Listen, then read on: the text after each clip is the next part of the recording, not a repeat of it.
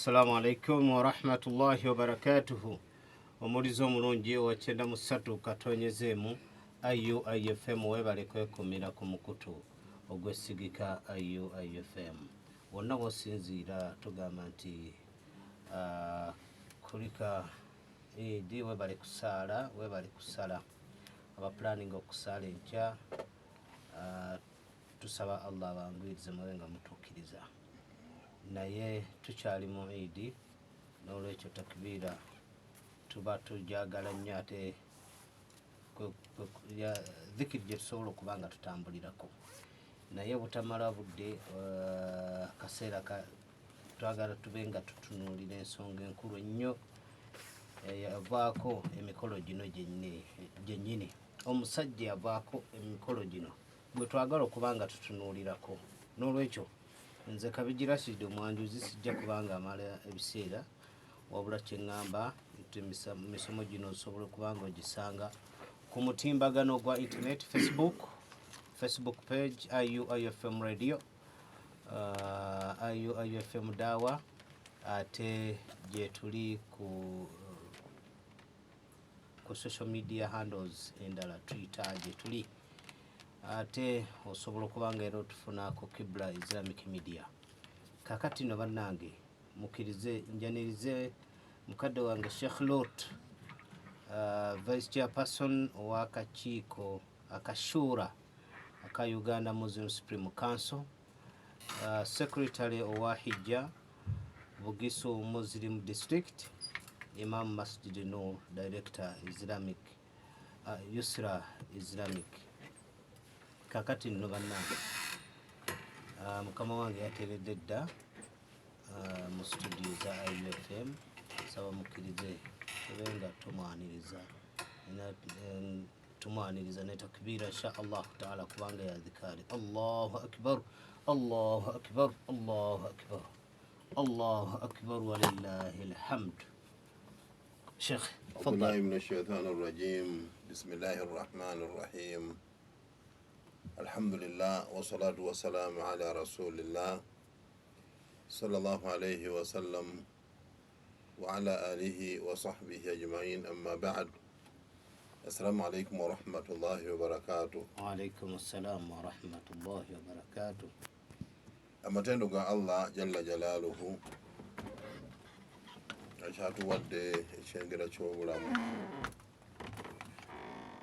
الله تمويبزا okubeera nti alutuusizza ku lunaku olw'ekkumi yawma nahar nga tukyali balamu. Abalwadde tusaba Allah abajjanjabe, Amin. n'abafunye ebizibu tusaba Allah tabaraka wa taala abamalire ebizibu byabwe. Amin. Naddala abafiiriddwa tusaba Allah asaasire abafu baabwe era abeere nga abagumya. Katubeere nga twebaza bamaseeka abasobodde okusaaza abantu essola ya Idi olwaleero mu bitundu ebitali bimu, era twebaze abasiraamu abasobodde okulabirira bamaseeka abo endabirira ey'obuvunaanyizibwa. Saba Allah abasasulemu ne bamaseeka abatambudde okusomesa abantu, nabo Allah tabamma mpeera. Amin. Olwaleero ffe tuba tuli mu kulya, naye baganda baffe abali e Makka tebaba nakadde kalya. Kubanga juuzi oba jjo babadde mu Arafa, baasiibyeyo. Enjuba bw'emala okugwa ne balinnya ebbaasi ne badda Muzdalifa.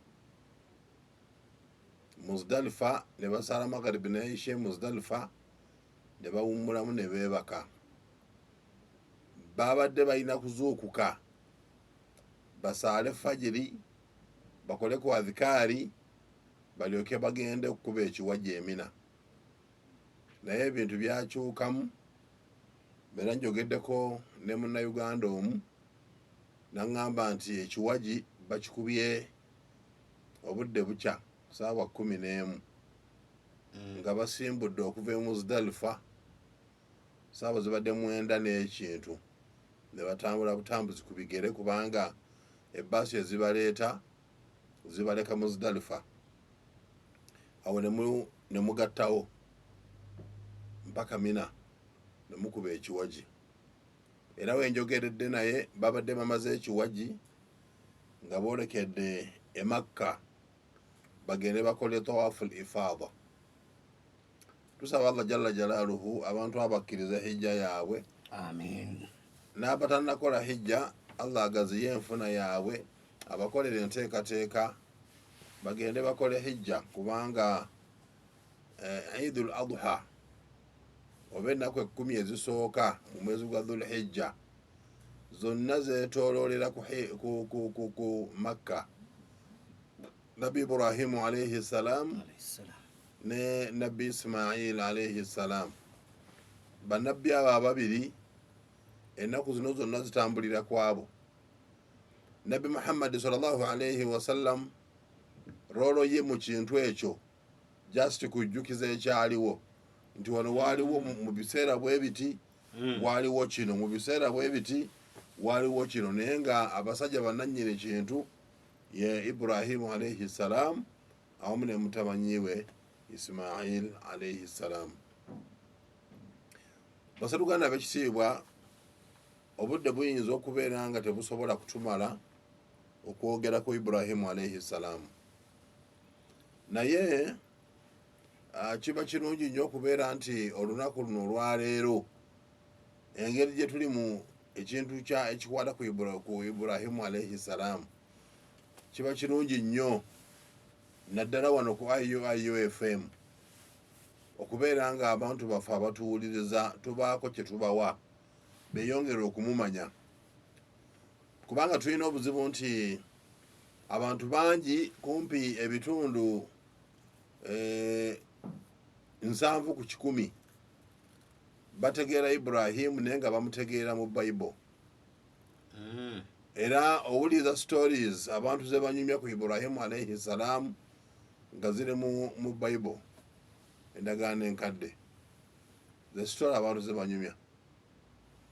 Kati ne waba nti story ezimu engeri gye zikwatagana n'ezeene ziri mu Quran, kati abantu bwe basoma biri balowooza nti kiwedde, basobola okugattawo. So Nabi Ibrahimu alayhi salam ayina story emufaako ng'eri mu Qurani n'ebigambo bya Nabi Muhammad sallallahu alayhi wasallam ne mu bitabo by'abawandiisi by'ebyafaayo by'Obusiraamu. Era abawandiika ebitabo era bakozesa ayat ne ahadith okunnyonnyola abantu Nabi Ibrahimu alayhi salam, kubanga Allah jalla jalaaluhu yayagala Nabi Ibrahimu alayhi salam n'amwogerako mu Qur'ani emirundi 69. Kati omuntu okubeera nti ayogerwako emirundi 69 aba ayogeddwako emirundi mingi, era ng'asaana okubeera Khalilullah, mukwano gwa Allah. Ibrahimu alayhi salam gwe twagala okubeera nti essaawa eno tumukoonako abantu beeyongere okumumanya, Allah yagenda amwogerako n'ebigambo eby'enjawulo, era mu byo ayina lye yamuyita umma. Nabi Ibrahimu alayhi salam kaana umma, yali musajja omu naye nga umma kyali kibiina, musajja omu nga representinga ekibiina kiramba, ekibiina kya tawhid. Generation yenamba nga yonna agirepresentinga, naye nga yali musajja omu, Ibrahimu alayhi salam. Kiba kitegeeza nti omuntu oyo aba yali w'amaanyi. Olaba omuntu agenda n'adduka emisinde n'ebendera yaffe n'afuna omudaali, ne tumwaniriza ku kisaawe Entebbe n'ebivuga kubanga atufunidde omudaali. Naye Ibrahimu alayhi salam bwe gubanga mudaali ewa Allah ku umma eno, Ibrahimu yagufuna. Allah jalla jalaaluhu n'atuuka n'okumuteeka mu bannabbi abataano be yayita ulul azmi min ar-rusul, bannabbi abasingayo okufuna ebizibu ne baguma. Mulimu Ibrahimu alayhi salamu ne bannabbi abalala bali bataano. Ibrahimu naye mwali. Ibrahimu alayhi salamu Allah yatuuka n'okugamba nti omuntu anaava ku bya Ibrahimu agenda kola losi. Waman yarghab an millati Ibrahim illa man safiha nafsa, teriyo muntu asobola kuva ku bya nabbi Ibrahimu alayhi salamu okujjako oyo omuntu abeera yeesiriwaza yekka nga kyaliko takimanyi yasobola okuva ku bya Ibrahimu alayhi salamu. Nolwekyo Ibrahimu alayhi salamu ebyafaayo bye mu Kulaani ne bw'osoma Kulaani yokka nga tokutte ku kirala n'ogenda nga aya ezoogera ku Ibrahimu alayhi salamu ng'ozeetegereza ojja kulaba nga otandika okumanya ani Ibrahimu alayhi salamu. Ibrahimu alayhi salamu yakulembera olutalo ng'alulwana yekka. Allah nga ye mubeezi we ng'alulwana yekka, omusajja omu. Kubanga Ibrahimu alayhi salamu azaalibwa mu Iraq. Mu kuzaalibwa mu Iraq azaalibwa omusajja eyali akola bizinesi ye nga yakutunda masanamu agabajja era n'agatunda bagasinze. Omusajja abamu ku bawandiika ebitabo baga nti bali bamuyita Azar, naye abamu ne bagamba nti erinnya erya Azar teryali lya taata we, wabula erinnya bamutuuma butuumi, naye nga yalina erinnya ly'ettoofu lye bayitanga Taarihu. Era babanga banyonyola Ibrahimu ekika kye baga nti Ibrahimu mutabanyi wa Taarihu mutabanyi wa Nahur. Ne bagenda nga babala ekika kye mpaka lwe kiggukira ku musajja gwe baali bayita Saamu mutabanyi wa Nuhu alayhi salamu. Kwegamba ekika kya Nabi Ibrahimu alayhi salamu bw'ogenda ng'okibala nova ku Ibrahimu noda ku Taarihu noda ku Nahur neweeyongera ekika kye kifulumira ku Saamu mutabanyi wa Nuhu alayhi salamu. Actually Saamu yavaamu Abawarabu. Saamu yavaamu Abawarabu. Ekyo kyokka kikumala kubanga Nabi Ibrahimu alayhi salamu yavaamu Abawarabu nga bali mu Ismailu alayhi salamu.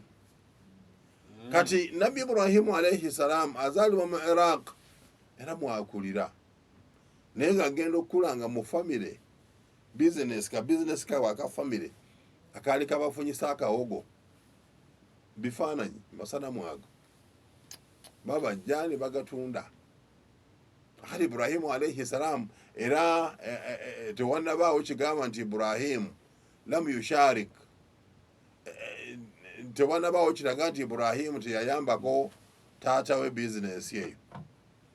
Nabi Ibrahimu alayhi salamu yayambako taata we bizinesi eyo addala ng'akyali muto nga naye atambuza amasanamu ne bagagula.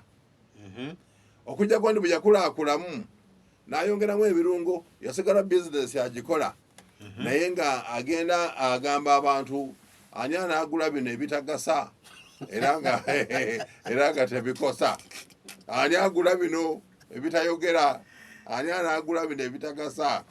Akati ng'agenda ayongera ate kampeyini ka bizinesi yabuzeeyi naye ng'akimanyi nga mwemuva akawogo. Yes, ng'akimanyi nti mwemuva akawogo, naye nga ali ku nkola yennyini ensiraamu eraga nti bw'oba otunda ekintu nga kiriko akamogo kabuulira agula akimanye nti essuuka ly'omuguza libaddeko ekituli n'otwala ne batungawo ne babuzaabuzaawo agula ebbeeyi nga yaddamegi.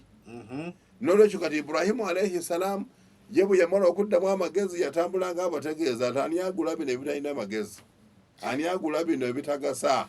Akati gwe bw'obanga obwongo babusaanikira ng'ogula ebitagasa kitegeeza eyo indirectly yali decampaigning bizinesi ya muzeeyi yadde nga mwali muva akawogo. Kati Ibrahimu alayhi salamu kyatandika okubeera nga kimukwatako.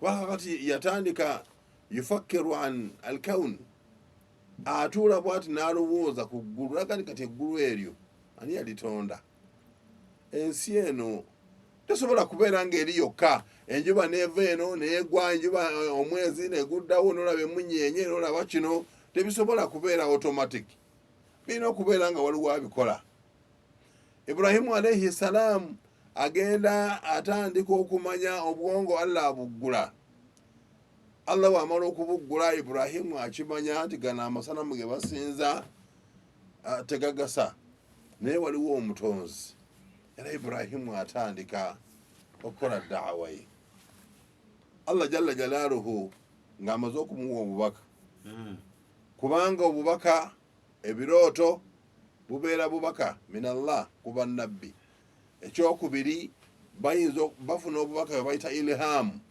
oba otudde awo Allah n'aleeta message n'agikussa mu mutima ilhamu oba n'akutubira omubaka n'ajja kati ffe abantu abasigadde ffe aba bulijjo Allah oluusi atuwa message ng'akuwa ilhamu mu saidi eri endala bakiyita okubikkulirwa egamba obeera awo naye mu mutima gwo ne oyagadde ogende Kampala naye omutima ne gugaana emmoroka ebadde etikka paka n'otula mu ndala ogenda okugirabwa nti ng'emmoroka eyabadde etikka yafunye accident mu kkubo kitegeeza nti wafunye ilhamu Allah yakubikkulidde nti yeero gituulamu ojja kufuna obuzibu kati Ibrahimu alaihi salaamu yali afuna ebirooto yali afuna ilhamu Allah jalla jalaaluhu ng'amuwa obwannabbi n'atandika era okugenda nga omulimu agukola era Ibrahimu ebiseera bye yayogera n'ekitaawe Azar oba Taarih ebiseera byali bingi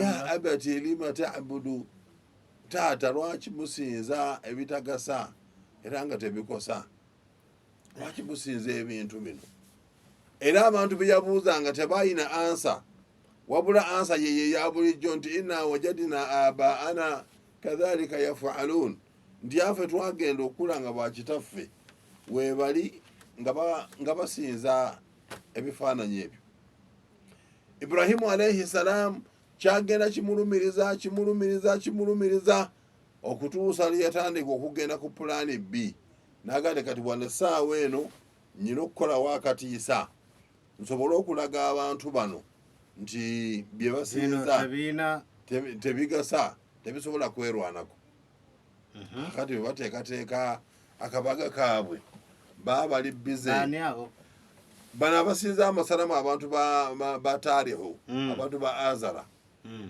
kati kiringa bwolaba bwe tubadde kuyiri olwaleero muli bize nomuteekateeka amasala mukuuma lwe bunaagenda mu masjidi Ibrahimu alaihi salaamu bamugamba tugende n'abagamba nti inni saqimu neni mulwadde siigende ne bamuleka bo ne bagenda Ibrahimu ng'asigadde Ibrahimu bw'asigala n'atagenda bano nga bagenda mu mbaga zaabwe ye kiyakola yagenda mu ssabo musinzizo essabo bagenda kusaba yadde zino gundi zaffe kyaki lyagadde yakagenda ensabeko wano mu kyaki tyagundi tasaba agulyo mu kyaki oba asabira wasitumulaba kakati esinzizo woba ogenda okusinza ate essabo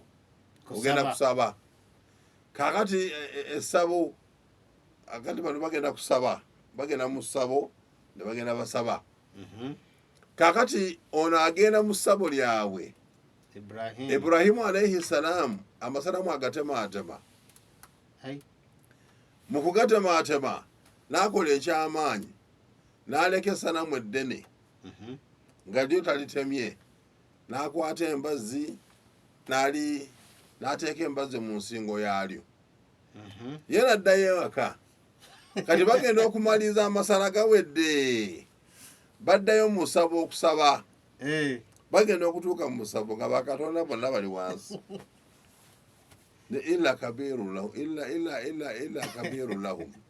illa kabiruha okujjako essanamu eddene eryali lisigadde baraniwo okwebuuzaganya nti man faala hatha bialihatina ya Ibrahim, owange gwe Ibrahim ani akoze bino bakatonda baffe? N'abatematema bw'ati. Ibrahimu n'abawa ansa, n'abagamba sal kabirahum, mubuuze omukulu oyo mubuuze oyo omukulu oyo ayinza okubanga bano abato bamunyizizza n'asalawo abakoleko omulimu. Sal kabirahum inkanu yantiqun, mumubuuze bw'aba asobola okwogera. Nabo ne bakimanya nti Iburahimu byatugamba atujerega, kubanga bakatonda bano betusinza abantu bano teboogera. Kati tulina ngeri gye tusobola kubeera nga tubuuza ebitayogera, tebasobola kusituka, tebasobola. Kati ekyavamula kyebagata inna sami'na fata yadhkuruhu, fe twawulidde omuvubuka omu ng'abyogerako, yuqaalu lahu Ibrahim, eyabadde abyogerako ye Iburahimu, fe twamuwulidde ng'abyogerako. Kakati omuvubuka oyo fe gwe tulina okukwata ye suspect asooka, abasigadde banajja luvannyuma. Tebakkiriza nti guno ogunene gusobola otema nabo baali bamanyi nti Iburahimu abajerega. Allah akbar walillahi alhamdu. Kakati oli kyeva jjala abawa pulaani endala, n'abagamba nti bannange bino bye mugamba nti mugende mubuuze Iburahimu, mukole mutya mukowa mwekooya mwekka, nze amagezi gembawa, harriquuhu wansuru alihatakum, mumwoce mutaase bakatonda bammwe, kuba ne bwe munaagula abalala ne mubaleeta ajja kubatema era agenda bakola ekigambo. Kati kyemuba mukola gono gwe muba mujjawo, ate okumujjawo si kumutta busi, wabula mumwoce nevvu tugende tuliyuweyo mu Red Sea, tumanye nti omuntu ono awedde, mumwoce. Nebaga nti ensonga y'okwokya yegenda otukolera. Iburahimu alayhi salam, Iburahimu alayhi salam kigambibwa nti baasennya enku okumala ekiseera, nga bayisizza etteeka ku kyalo. Banne buli omu twagala enku bwe ziti, muleete enku. Abantu ne bakuŋŋaanya enku, bwe bamala okukuŋŋaanya enku ne ziwera. Ibrahimu yategeera decision gye bateekinze. Iburahimu yategeera decision gye bateekinze ne bagenda mwokya. Kati ennaku ze baamala nga bakuŋŋaanya, ye ng'ali ku kyalo. Ennaku ze baamala nga bakuŋŋaanya ng'ali ku kyalo okwo, era nga bamutaddeko abantu tadduka. Tadduka. Era bw'amala okumanya nti bano bateekateeka okumwokya, okumusuula mu muliro, imaani ye ne yeeyongera okwekwata ku Allah. Era n'aba ne dhikiri gye yali akola olunaku emirundi egitabalika. Hasbiya Allahu wa ni'mal wakiil, buli kaseera hasbiya Allahu wa ni'mal wakiil, hasbiya Allahu wa ni'mal wakiil. Era edduwa ewonya Nabi Ibrahimu alayhi salaam mu muliro yali dhikiri eyo, hasbiya Allahu wa ni'mal wakiil. Allah yekka amala era ye mulungi w'okwesigamira. Baganda bange abali mu emaluuku bagyekwata. Kaakati edduwa eyo ate teyataasa Ibrahimu yekka, edduwa eyo ate yamala neetaasa ne Nabi Muhammadi sallallahu alayhi wa sallam. Yes, Allah jalla jalaaluhu ayogera ku lutalo ghazwatu Hunain,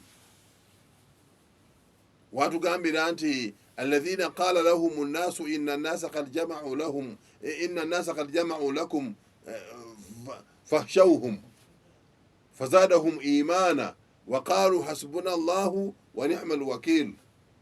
Abantu babagamba nti Hunain gye mulaga, abantu bali bakuŋŋaanyiza eggye jitirivu, temujja kusobola dde wangula. Sarenda. Mwina kubeera nga either muddayo oba yusarenda.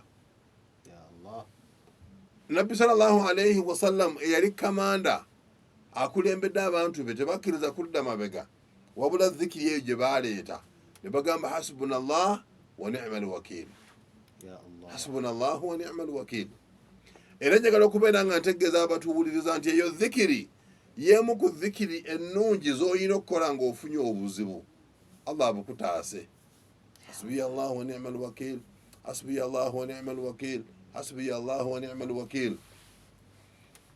Nali mu mmoloka omulundi gumu natambula n'omusiraamu, omusiraamu yasimbula emmoloka okuva mu Mbaale nga talina driving permit, agijjukira tuli mu kkubo n'agamba imaamu tulese driving permit ate tugenda Kampala. Nagamba naye natawakkalu yasigamire Allah tutambule, naye nga buli owa traffic lwamugira bw'ati atandika hasbiya allahu wa ni'mal wakil hasbiya allahu wa ni'mal wakil hasbiya allahu wa ni'mal wakil hasbiya allahu wa ni'mal wakil. Omusiraamu n'avuga emmoloka n'agituusa Kampala era n'avuga n'akomawo, naye nga mu kugenda traffic emirundi ena batuyimiriza, mu kudda emirundi ebiri ne batuyimiriza, naye nga tewali asaba pamiti era nga tebatukwata, olumala batuta tutambula netugenda. Nabi Ibrahimu alayhi salamu bamuleeta, kati enkuba zitaddemu omuliro kubanga enkwe ezo bazikuŋŋanyiza ekiseera ne ziba nnyingi, bwe baamala ne bazikoleeza era omuliro ogwo ne gwaka, era okumala ennaku ezisukka mu wiiki nga gwaka gukwate bulungi. Ne bakola akamasu ke banaamuteekako kamukasukeyo eri mu muliro nga tebasobola kusembera bamuteekeko. Yes, ebbugumu lyali lingi tebasobola kusembera. Ibrahimu alayhi salamu ne bamuleeta ne bamusakka masu, naye ng'ali ku kigambo kya hasbiya allahu wa ni'mal wakil hasbiya allahu wa ni'mal wakil hasbiya allahu wa ni'mal wakil. Allah n'amuwa nusura. Allah mu kumuwa nusura akamasu kamukasuka munda mu muliro n'agwayo, naye bw'agwayo nga Allah bw'agamba yalagira omuliro n'agugamba nti kuni bardan wa salama ala Ibrahim, beera omunnyogovu ate ow'emirembe. Ebintu bibiri byegatte, omuliro gubeere munnyogovu ate gubeere gwa mirembe, kubanga singa Allah yali agambye nti kuni bardan, beera omunnyogovu, osanga n'ayisi yandikutte, aho toba na mirembe. Naye bw'ayongerako nti wa salama, oba ogenda kubeera mu mbeera nga ya bunnyogovu naye nga si bwe bunnyogovu obubi, obunyogovu bwa mirembe. So Nabi Ibrahimu alayhi salamu akaseera ke yamala mu muliro, ng'omuliro gwaka, yali mu kanzu ye enjeru, ekkanzu teyafuna yadde akantu konna. Omuliro ne gwaka, bwe gumala okwaka ne guzikira.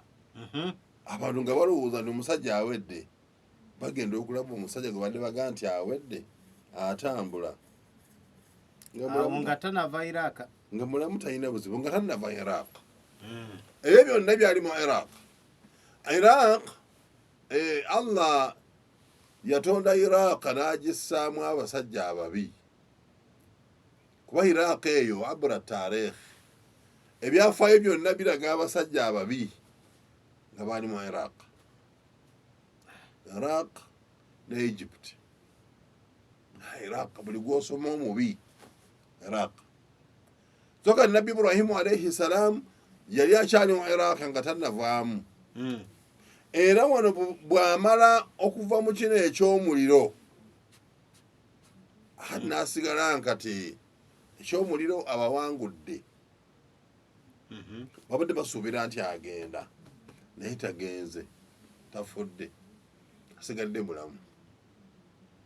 Era bw'amala okuva mu muliro awo kati n'atandika okusomesa abantu aqida,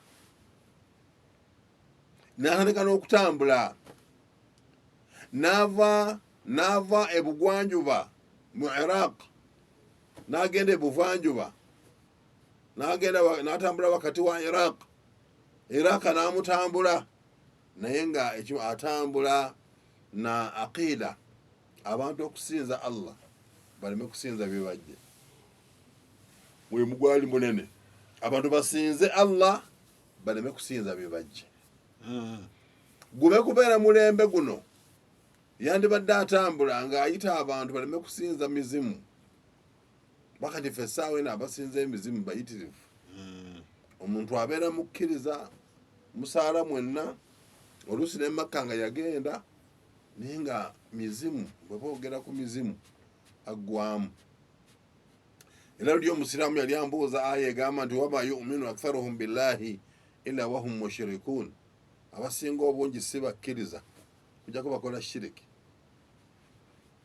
Nanga ntiseeka aya ng'entiisa yes aya ntuufu.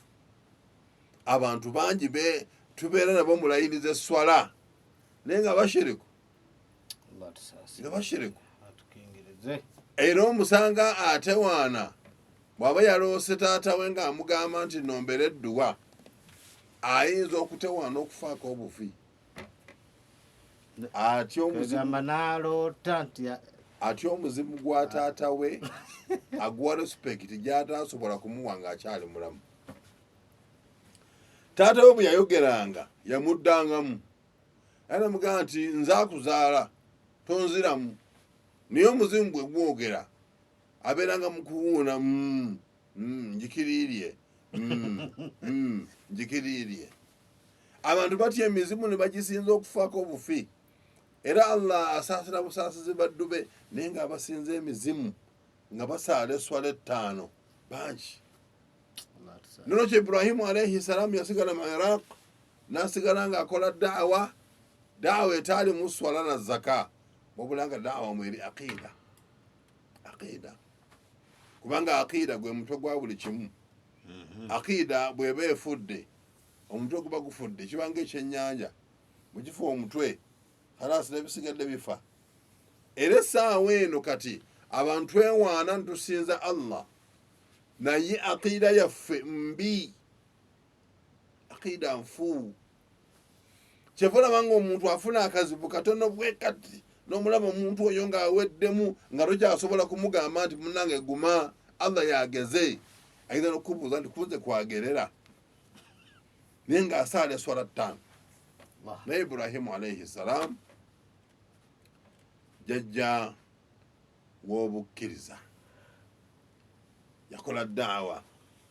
Kati bw'amala okuva eri gye baali bamwokera omuliro, gye baamukasuka mu muliro ne bigaana, Saidi gye yagenda endala ate n'asangayo shayitwaani ennene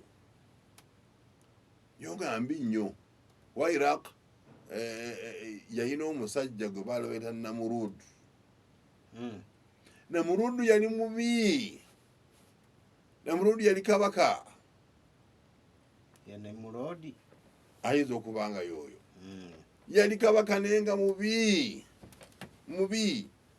bw'ayagala okutta mutta, bw'ayagala kwegamba nga buli kimu kiri ku ye.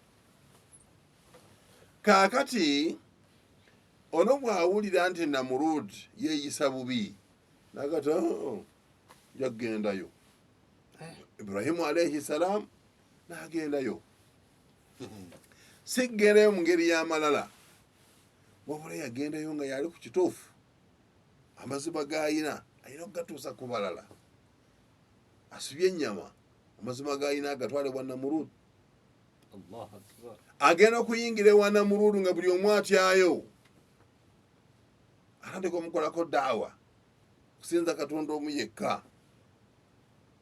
Amugata byogera sibitegeera. Munyoni bw'abaako n'obuyinza ayogera alatta, byogera sibitegeera. Njogera y'abanaku eyo, bw'obanga ojjanga ewange omala kwetegeka. Kati Namurud ajerega, bw'amala okujerega Ibrahimu alayhi salaamu amugamba tusinze Katonda awa obulamu n'okutta natta. Nagati ogamba ekyo ekyo nange ekikola, ekyo nange ekikola, nange nsobola okuwa obulamu era nsobola okutta. N'alagira baleeta abavubuka babiri abaali mu kkomera. Nimurudi. Yes. bwe bawuleeta n'alagira nti ono mumutte ono mumuleke ne batta oli ono ne bamuleka naga nti nakugambye nange Namurud uhiyi wa umit nsobola okuwa obulamu era nga bwe nsobola okutta. Nabbi Ibrahimu alayhi salam kyenvaamuwa akazito akamuzitowerera namugamba nti fa inna allaha yati bishamsi min almashriqi fati biha min almaghribi, akati ye Allah gwenjogerako gwekukowoola omukkirize ajja enjuba n'agijja ebuvanjuba n'agitwala ebugwanjuba, njagala gwe ogijje ebugwanjuba ogizze ebugwanjuba. Aya egamba nti fabuhita alladhi kafar, mu lulimi olwangu nti yata amaaso n'ayasaamirira. No answer. Ya Allah. Kakati Ibrahimu alayhi salam achalenjinga Namurud bamuwangudde. Kati mu kumuwangula agenda kukozesa amaanyi gonna g'ayina Ibrahimu ono amukose, agenda kukozesa obuyinza bwonna bw'ayina amukose nga kyalina okukola. Naye Ibrahimu alayhi salam bw'alabanga Namurud amutaddeko akazito, kye yakola kwe kufuluma Iraq. Awo yagambira nti inni dhahibu ila rabbi sayahdin, nze kati nsazeewo kaŋŋende ewa Allah yajja okunnuŋŋamya wawendaga. Yali hijira ng'ava mu Iraq anoonya wagenda awalala. Era okugamba nti asimbule Nabbi Ibrahimu alayhi salam okuva mu Iraq tiyayinaawo waategese nti ŋŋenda wano. Yensonga lwaki yagamba nti inni dhahibu ila rabbi sayahdin, nze ŋŋenda eri Allah wange yanaamanya engeri gyagenda okunnuŋŋamyamu. Mwana wattu Ibrahimu alayhi salam ng'atambula n'aleka Namurud.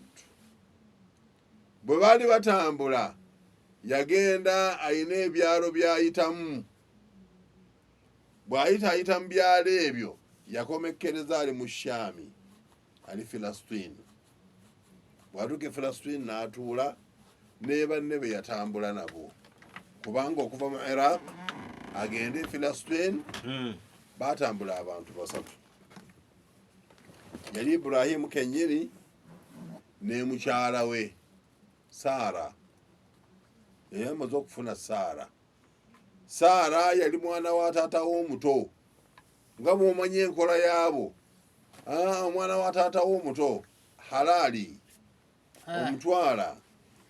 Kati tebiringa byaffe, omwana wa taata w'omuto aye mwannyoko, era bw'ogezaako nti omutwale omanya nti ofunye obuzibu. Tulina omusiraamu omu eyayagala amutwale. Omwana nakkiriza, n'agenda agamba taata w'omuto nti taata saba kunzaala muwala oyo Masutu. Nti Masutu muwala oyo Kanti imaani yalinye. Imaani yalinye. Taata namugamba nti naye nga by'oyogera nga tebikwatagana, kati tunaakola tutya? Ono sente zaaliwo, sente bwe zibaawo nga yagula bintu, sukaali, ngano, sabbuuni, biki. Taata tanakkiriza. Taata akyaliwo okubuusabuusa. Akati ng'ono akimanyi nti sente bwekuba egonza. Kaakati nze kantwale mmane, mmane eno egenda kugonza. Aba atwala ebintu bye, ab'ekika baafuna n'abayaaye b'ekitundu kuba amayinja akuba amayinja mayitirivu, ne badduka n'emmoloka yaabwe n'ebyokulya ebyalimu ne babagoba. Tebyali mu Bawarabu, byali musajja gwakubaawo. Byali musajja gwakubaawo, era ndowooza omusiraamu we tagenda kuddamu kusaaga, tagenda kuddamu. yabivaako era nze namugamba kunze kakati olowooza kyanjawulo ki ekiri mu mwana wa taata wo omuto ye yali ayagala kutuukiriza busiraamu kyebumugamba busiraamu tebulagira omukyala omwana wa taata omuto akkirizibwa okuwasibwa naye nga si tteeka nti akole ki awasibwe kakati ebintu bino mu mateeka g'obusiraamu waliwo kye bayita al urufu kyeki urufu kitegeeza abantu gye baba bakola nga bakimanyidde kimana ne kifuuka teeka ne baba nga bakiramuza kati ffe wekiba kihalalisa katonda kiharamisa katonda kyeyahalalisa kiba kitya ensonga yonna ebeereze ng'eharamisa allah kyeyahalalisa ayo ensonga ebambi ensonga ebambi naye nga gyessaawa eno kati kuba kati urufu ebyobuwangwa bigamba nti omwana wa taata w'omuto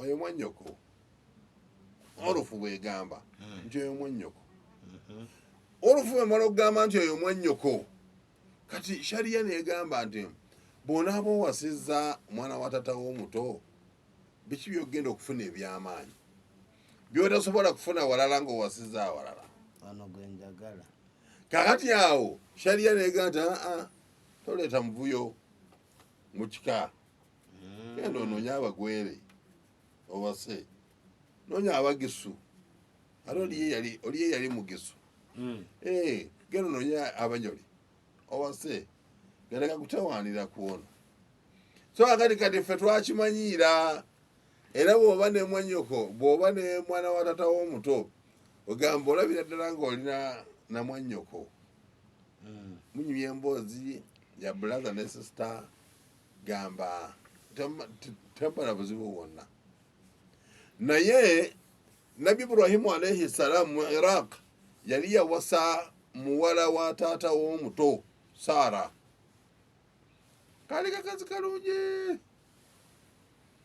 mu lulimi lw'essaawa eno baga nti ng'omuyubako amazzi n'oganywa yali musajja yali mukyala mulungi Saara era obulungi bwa Saara bwali buleetera Ibrahimu obuzibu nga bwe tunalaba mu maaso awo kaakati Ibrahimu alaihi salaamu ayingira mu Palestine ayingira ye ne mukyala we Saara ne mutabanyi we Luutu kati azaala Luutu baali bamuyita Harani oyo abeera muganda wa nabbi Ibrahimu alaihi salaamu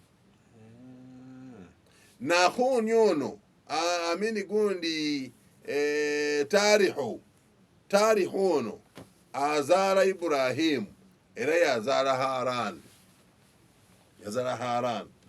akati Haran n'abanga yazaala Luutu kati Luutu n'abanga muganda wa Ibrahimu kaakati Luutu ono Ibrahimu Harani ono bw'amala okufa Luutu ng'akyali Ibrahimu yali awangaala nnyo ne Luutu kati bwe yali asenguka n'amusa ku mugugu n'atambula naye ne bagenda mu Palestine bwe batuuka mu Palestine Ibrahimu alaihi salaamu yeeyongera okugenda mu maaso n'okukola omulimu gwe ogwa daawa teyaguleka naye bw'atuuka mu Palestine newankubadde nga Namuruudi yali yamulekayo eri naye Palestine nawo yafunawo challenges zaali nyingi muzimu ku challenges ezaali mu Palestine obwavu bwali bungi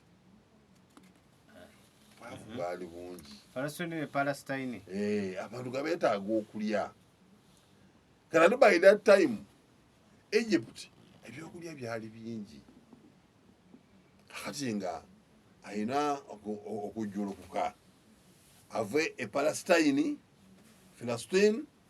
agendeko Emisiri bwe kibanga kisobosa okubeerayo Emisiri atuuleyo asobole okufuna emirembe n'okufuna ebyokulya. Ibulayimu atambula ayingira e Misiri. Ibulayimu bw'ayingira e Misiri, yali omukulembeze w'e Misiri mu kiseera ekyo yalina ebizibu nga buli lwobala nga buli mukyala omulungi mu Misiri wuwe, era nga bw'oba n'omukyala nga mulungi bagenda ne bamutegeezaako nti oli wano waliwo gundi alina omukyala eri mbooko ya mukazi, eri mbooko ye ne bwaba wa muntu toba na mukyala mulungi nkabaka alina mubi, mukazi kyoyo asinga muka kabaka kwini. Kakati Ibulayimu mu muvuyo ogwo ayingira ne Saala. Bw'ayingira ne Saala mu Misiri ne bamuwa amawulire nti wano mu Misiri w'oyingidde wano bw'oba n'omukyala nga mulungi aba wa kabaka, kubanga buli mu Misiri omulungi alina kuba wa kabaka, tabeera wa muntu mulala. Kati Ibulayimu alayhi salaamu kyeva ategeeza Saala, namugamba nti Saala, waliwo ebiyinza okutambula obubi, naye singa kabaka aba akututte n'akubuuza ebinkwatako, mugambe nti oyo mwannyinaze. Saala bw'agenda ne bamutumya, omukulu bw'amutumya n'agenda nebba kyekintu ate ono n'agataayo mwannyinaze natambuddeko naye. Ibulayimu agamba mwannyinaze hati akati bamugambye nti ono kuba kati oyo kabaka yayina omuze, bw'oba n'omukyala omulungi akutta gwe n'ovaawo ye n'asigaza omukyala. Kati Ibulayimu alayhi salaamu bali balina okumutta, amutta ye asigaze Saala. Kyeva mugamba nti abe bakubuuza agamba ndi mwannyoko. Era kati bagenda okubuuza Ibulayimu alayhi salaamu taate ono agata ayo mwannyinaze. Kale bw'aba mwannyoko wakati batulabire mwannyoko ye atuuse gy'alaga.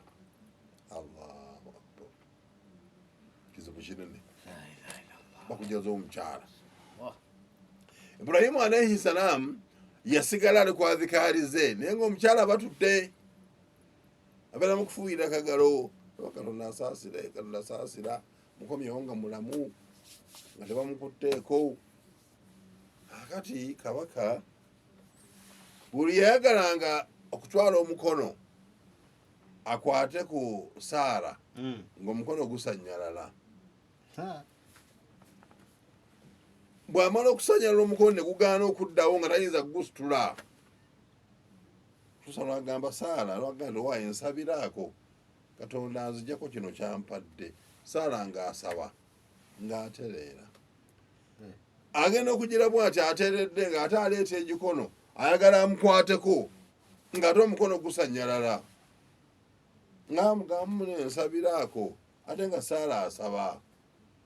Ekyavaamu omuntu oyo kabaka n'agati omuntu ono agende muyite mwannyina atwale omuntu we, owaye mwannyoko oba kwali biki, mutwale. Nagamba naye obulungi buno bw'olina tebusaana kukola mirimu,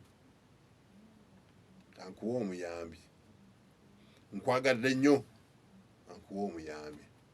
Naddira omuwala eyali mu lubiri nga bamuyita Hajara n'amumuwa, namugamba genda ne Hajara ono ajja kuba akuyambako emirimu.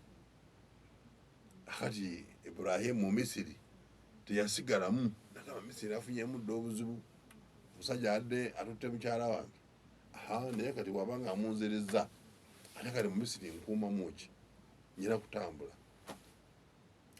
N'atambula kwekuddayo ate Palasitayini gy'afudde. Akati wano ku luno agenda okuddayo, addayo ne Hajara naye nga mu kaseera ako bonna baali bakuliridde naye nga Saala talina mwana. Kati awo Ibrahimu alayhi salaam kwe kuwasa Hajara. Obusiraamu tebugamba, Bayibuli kyegamba, kubanga Bayibuli yegamba nti Saala yagamba Ibrahimu nti kaakano tukuze naye situlina mwana, naye kati omukozi waali Hajara, yingirako ewa omukozi. Obusiraamu bubeera bwenzi, toyinza kuyingira wa mukozi just like that. Bubeera bwenzi. Ffe obusiraamu bugulumiza nnyo bannabbi, kubanga ffe obusiraamu akiida eyaffe egamba nti al ambiyau masumun, bannabbi bonna bakuumibwa obutakola nsobi. Bannabbi bonna, yes, bannabbi bonna bakuumibwa obutakola nsobi.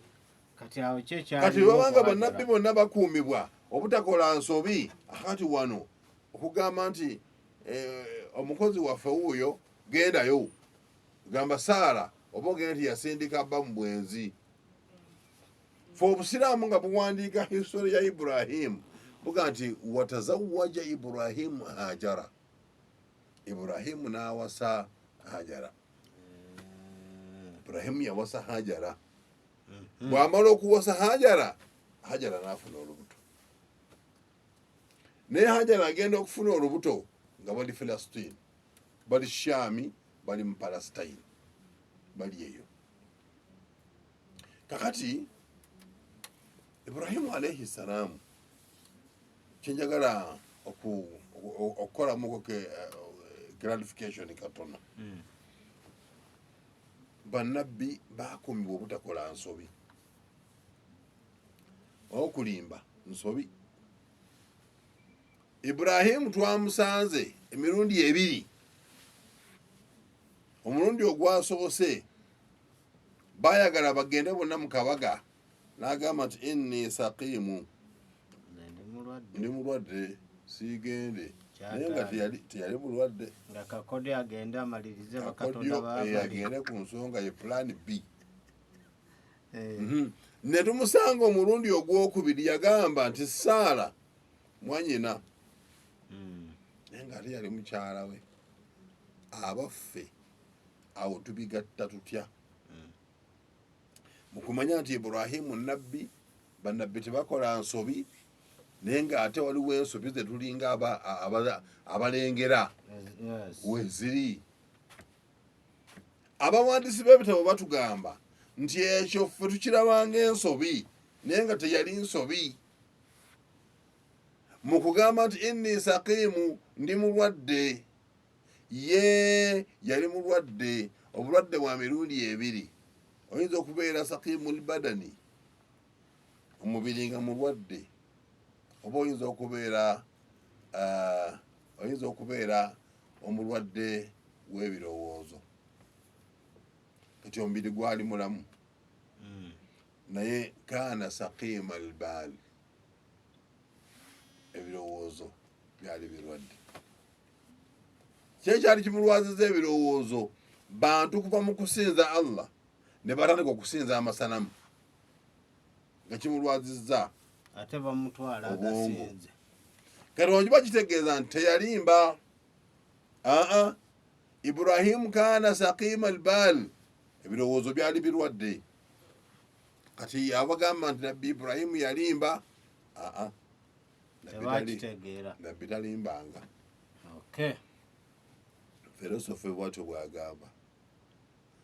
Akali ate kino, nabbi sallallahu alayhi wasallam yagamba al muslimu akhul muslim, musiraamu muganda wa musiraamu munne. Saara yali mukyala musiraamu, ne Ibrahimu naye yali musajja musiraamu, nti abo baluganda mu busiraamu. Kati Ibrahimu teyalimba. Okugamba nti ono mwannyinaze yali ategeeza nti ono mwannyinaze mu busiraamu. Kati awo ntumaliriza nti Ibrahimu teyalimba.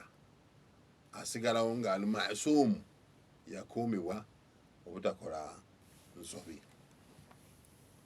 Ibrahimu alaihi salaamu kakati emisiri baali bamunyaga omukyala atambula avaayo azzeeyo Filasitini. Omukyala Hajara afunye olubuto.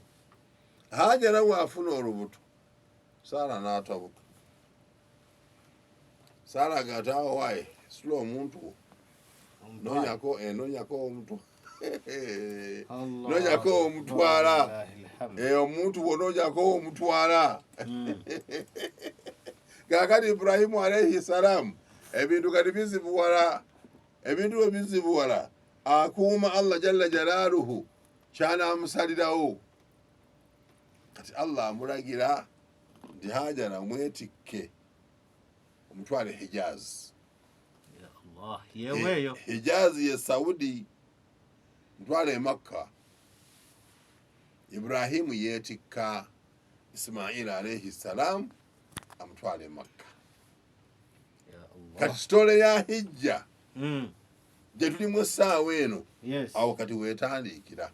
Kati etandikira mu budde nga buweddeyo. Akati etandikira mu budde nga buweddeyo. Kye tulina okukola kweyazika olw'okusatu mu byafaayo by'omubaka Muhammad sallallahu alaihi wasallam tusobole okumaliriza wano kubanga tunaatukyali mu mwezi gwa Dhulhijja. Kyekyo ke kinaatuyamba. Naye awatali ekyo abantu olulimi lwe bagamba nti tunaatubaleseemu looko nga tebamanyi wawe tulaga. Waye kati ennimi zituwadde kati abantu tulina ebigambo bingi. Tulina ebigambo tubadde abantu olinaga nti bwotunulanga anywedde kyayi w'enjaayi naye nga omusajja mukulu yakyogedde nikyuka bwendye butunuulira koza olulimi olwo naawe olukutte naga nate imaamu tunaakola ki koza ennimi z'abavubuka tozikoppa kubanga omuvubuka ojja kwogera ekigambo nga tekinyuma. Oba oyinza okikoppa ng'omuvubuka ategeeza birala. Ng'omuvubuka ategeeza kirala ng'oli ku birala. Omuvubuka ategeeza kirala ng'oli ku birala. Nolwekyo mujja kukkiriza tujja ku leero tukome wano naye tujja kweyazikayo gundi wali tulyoke tutandikirawo okulaba Allah alagidde Ibrahimu alaihi salaamu yeetiike Hajara amutwale mu Hijaz e Makka. Kati amututte e Makka. Kati awo ogenda kulaba hijja yonna ng'eri awo. Inshaallah. Wabillahi tawfiq. Ziri 12 ezise ku ssaawa 4 muwulizo omulungi. Webale nnyo webale ddala kubanga weekomidde ku mukuto gw'esigika. Tubadde tutunuulira omusajja avaako emikolo gya hijja era n'ensibuko ya hijja. Kaakati olw'obudde katukomaawo nga Sheekhe bw'agambye naye tetukisobola kubanga tukulyaza amaanyi omuwulizo omulungi osobola otwegattirako wano tufuneyo 2 basatu.